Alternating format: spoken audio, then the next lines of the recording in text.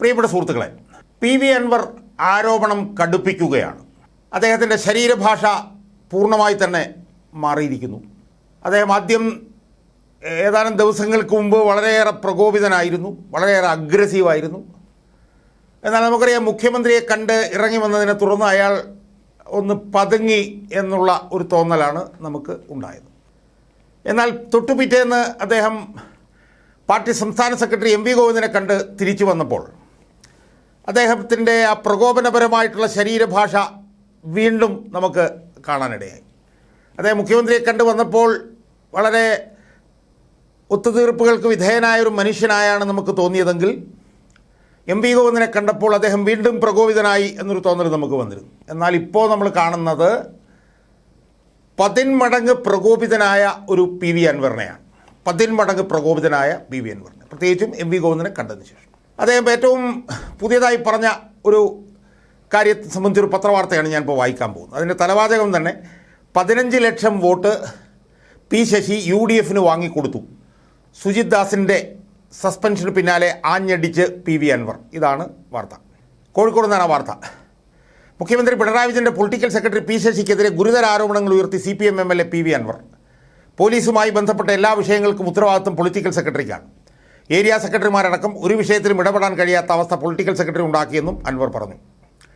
ലോക്സഭാ തെരഞ്ഞെടുപ്പിൽ ഒരു പഞ്ചായത്തിൽ നിന്ന് കുറഞ്ഞത് 1000 വോട്ട് പോലീസ് നടപടി കൊണ്ട് പാർട്ടിക്ക് നഷ്ടപ്പെട്ടു.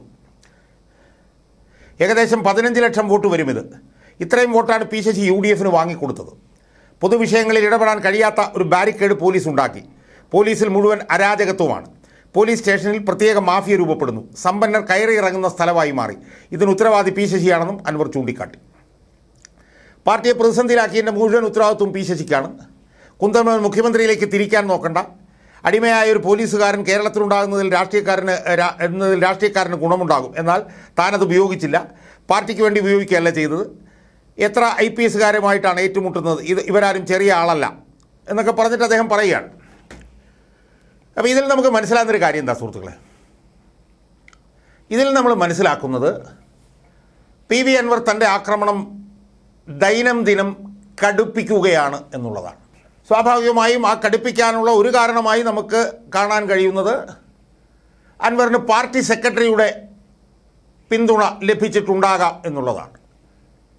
CPM അൻവറിൻ്റെ പരാതി ഗൗരവമായി പരിഗണിക്കും എന്ന് പറഞ്ഞതും അദ്ദേഹത്തിന് ഒരു ആത്മധൈര്യം വർദ്ധിപ്പിച്ചിട്ടുണ്ട് എന്നുള്ള കാര്യത്തിൽ തർക്കമൊന്നുമില്ല. പക്ഷേ അടിസ്ഥാനപരമായി നമ്മൾ നോക്കിയാൽ, നമ്മളൊരു ആഴത്തിൽ ചെന്ന് നോക്കിയാൽ, എന്തുകൊണ്ടാണ് അൻവർ ഇങ്ങനെ ആരോപണം കടുപ്പിക്കുന്നത് എന്നതിൻ്റെ വ്യക്തമായ കാരണം നമുക്ക് മനസ്സിലാവും. അപ്പോൾ അൻവർ ഈ ആരോപണം കൂടുതൽ കടുപ്പിച്ചതിൻ്റെ കാരണമായി അൻവർ സൂചിപ്പിക്കുന്നത്, അൻവർ ഷാജൻ സ്കറിയയുമായിട്ടുള്ള സമരത്തിൽ പോലീസ് ഷാജൻ സ്കറിയെ സഹായിച്ചു, പോലീസ് ഷാജൻ സ്കറിയയിൽ നിന്ന് കൈക്കൂലി വാങ്ങിച്ചു എന്നൊക്കെയുള്ള ആരോപണങ്ങൾ അയാൾ ഉയർത്തുന്നുണ്ട്. അപ്പോൾ പുറമേ നമ്മൾ നോക്കുമ്പോൾ ഷാജൻ സ്കറിയുമായിട്ടുള്ള തൻ്റെ പോരാട്ടത്തിൽ പോലീസ് ഷാജൻ സ്കറിയെ സഹായിച്ചതാണ് തന്നെ പ്രകോപിപ്പിക്കാനുള്ളൊരു കാരണം എന്നുള്ള നിലയിലാണ് അദ്ദേഹം പുറമേ പറയുന്നത്.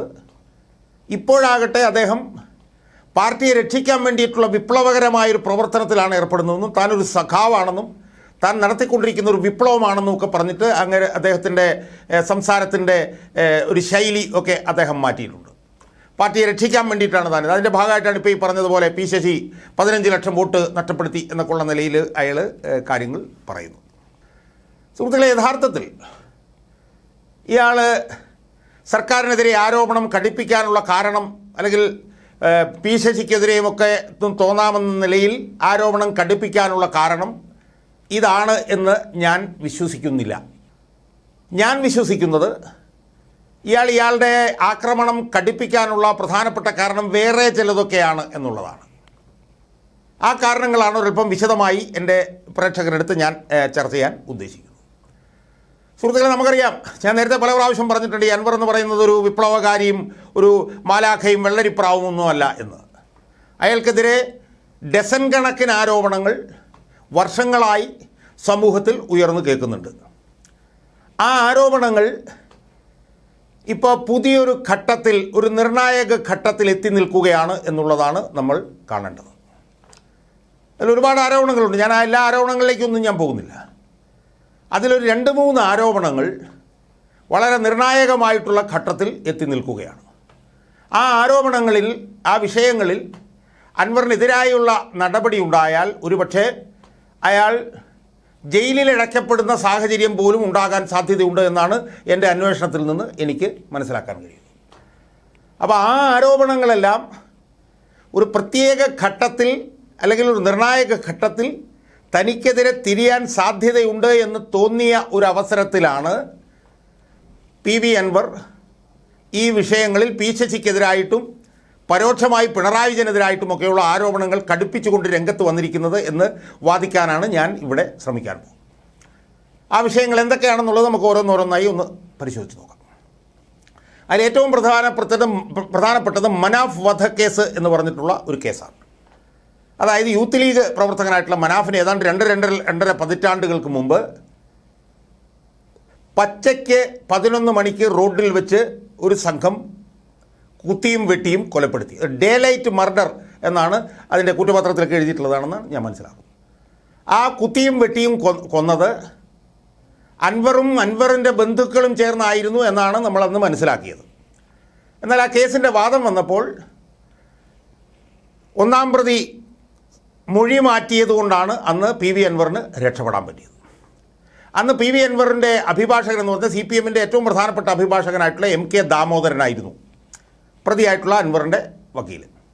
മറുഭാഗത്ത് പ്രോസിക്യൂഷന് നേതൃത്വം നൽകിയത് മഞ്ചേരി ശ്രീധരൻ നായരായിരുന്നു.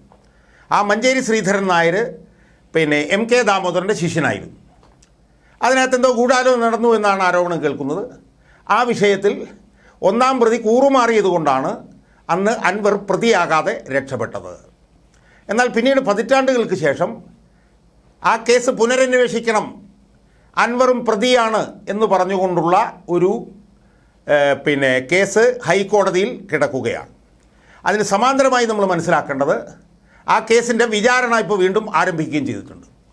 സ്വാഭാവികമായും ആ കേസിൽ അൻവർ പ്രതിയാണ് എന്ന് വന്നാൽ അത് അൻവറിന് വലിയ തോതിലുള്ള അപകടം ഉണ്ടാക്കാൻ സാധ്യതയുള്ള ഒരു സംഭവമാണ്.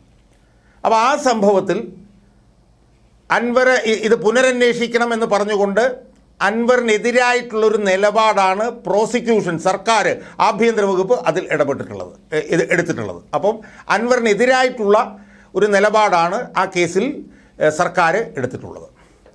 ആ നിലപാടുമായി സർക്കാർ മുന്നോട്ട് പോയാൽ മനാഫ് വധക്കേസിൽ അൻവർ പ്രതിയാകുന്ന സാഹചര്യം വരും. അപ്പോൾ ഒരു കൊലക്കേസിൽ അൻവർ പ്രതിയാകും എന്നുള്ളത് വരും. അത് അൻവറിന് വലിയ അപകടമാണ്. അപ്പോൾ ആ കേസ് ഹൈക്കോടതിയിൽ പരിഗണനയിൽ കിടക്കുന്ന സമയത്തും മനാഫ് വധക്കേസിൻ്റെ വിചാരണ തുടങ്ങിയ സമയത്തുമാണ് അൻവർ ഈ ശശിക്കും പരോക്ഷമായി പിണറായി വിജയനുമെതിരെ ഈ ആക്രമണവുമായി ഇറങ്ങിയിരിക്കുന്നത് എന്നുള്ളത് നമ്മൾ കാണണം. 1. 2. എടത്തോടി സലീം എന്ന് പറഞ്ഞ ഒരാൾക്ക് 50 ലക്ഷം രൂപ കൊടുത്തു എന്നൊക്കെ പറഞ്ഞിട്ട് ഒരു ചീറ്റിംഗ് കേസ് കിടപ്പുണ്ട്. ആ ചീറ്റിംഗ് കേസിലും നിർണായകമായിട്ടുള്ളൊരു കേസ് കോടതിയിൽ നിൽക്കുകയാണ്, ഹൈക്കോടതിയിൽ നിൽക്കുകയാണ്. ആ കേസിലും അൻവറിനെതിരായിട്ടാണ് വിധി വരുന്നതെങ്കിൽ 420 ചീറ്റിംഗ് കേസിൽ ഒരുപക്ഷെ ജാമ്യമില്ലാതെ ജയിലിലാവാനുള്ള സാധ്യത കിടപ്പുണ്ട്. ആ കേസിലും സർക്കാരിൻ്റെ നിലപാട് അൻവറിനെതിരാവാനുള്ള സാധ്യതയുണ്ട്. മൂന്നാമത്തെ വിഷയം എന്താ? മൂന്നാമത്തെ വിഷയം അൻവറിന് മിച്ചഭൂമിയുണ്ട് എന്ന് തെളിഞ്ഞിട്ടുണ്ട്. മിച്ചഭൂമി ഇല്ല എന്ന് പറഞ്ഞുകൊണ്ട് അൻവർ വലിയ വാദം നടത്തിക്കൊണ്ടിരിക്കുകയായിരുന്നു. എന്നാൽ അൻവറിന് മിച്ചഭൂമിയുണ്ട് എന്ന് തെളിഞ്ഞിട്ടുണ്ട്. അതും അൻവറിന് അപകടമാണ്. അപ്പോൾ ഈ 3 കേസിലും, മനാഫ് വധ കേസിലും ഈ എടത്തോടി സലീം എന്ന് പറഞ്ഞ ആളുമായി ബന്ധപ്പെട്ടുള്ള ചീറ്റിംഗ് കേസിലും ഈ മിച്ചഭൂമി കേസിലും അൻവർ നിർണായകമായ ഒരു ഘട്ടത്തിൽ എത്തി നിൽക്കുകയാണ്. ആ കേസുകൾ അൻവറിനെതിരായാൽ അൻവറിൻ്റെ നില പരുങ്ങലിലാകുന്ന സാഹചര്യമുണ്ടാകും. അപ്പോൾ ആ കേസുകളെല്ലാം നിർണായക ഘട്ടത്തിൽ എത്തി നിൽക്കുമ്പോഴാണ് അൻവർ പി ശശിക്കെതിരെയും പരോക്ഷമായി പിണറായിക്കെതിരെയുമുള്ള ഒരു സമരമുഖം തീർത്തുകൊണ്ട് രംഗത്ത് വന്നിരിക്കുന്നത് എന്ന് നമ്മൾ കാണണം. അതല്ലാതെ പാർട്ടിയെ ശുദ്ധീകരിക്കാനുള്ള ഒരു വിപ്ലവകാരി അവതരിച്ചിരിക്കുകയാണ് എന്നൊക്കെയുള്ള ധാരണകളെല്ലാം തെറ്റിദ്ധാരണകളാണ് എന്ന് നമ്മൾ മനസ്സിലാക്കണം. അൻവറിൻ്റെ നില പരുങ്ങലിലാവാൻ സാധ്യതയുള്ള സംഭവവികാസങ്ങൾ നടക്കുന്നു. ആ സംഭവവികാസങ്ങളിലൊക്കെ തന്നെ സർക്കാർ എടുത്തിരിക്കുന്ന നിലപാട് അൻവറിനെതിരാണ്. അത് കണ്ടുകൊണ്ട് ആണോ അൻവർ ഇപ്പോൾ ഈ പുതിയ സമരവുമായി ഇറങ്ങിയിരിക്കുന്നത് എന്നുള്ള സംശയമാണ്. അൻവറിനെ ദീർഘകാലമായി ഈ വിഷയങ്ങളിൽ പിന്തുടരുന്ന ഒരാളെന്നുള്ള നിലയിൽ എനിക്ക് തോന്നുന്നത് അത് ശരിയാവാനുള്ള സാധ്യതയാണ് ഞാൻ കാണുന്നത്.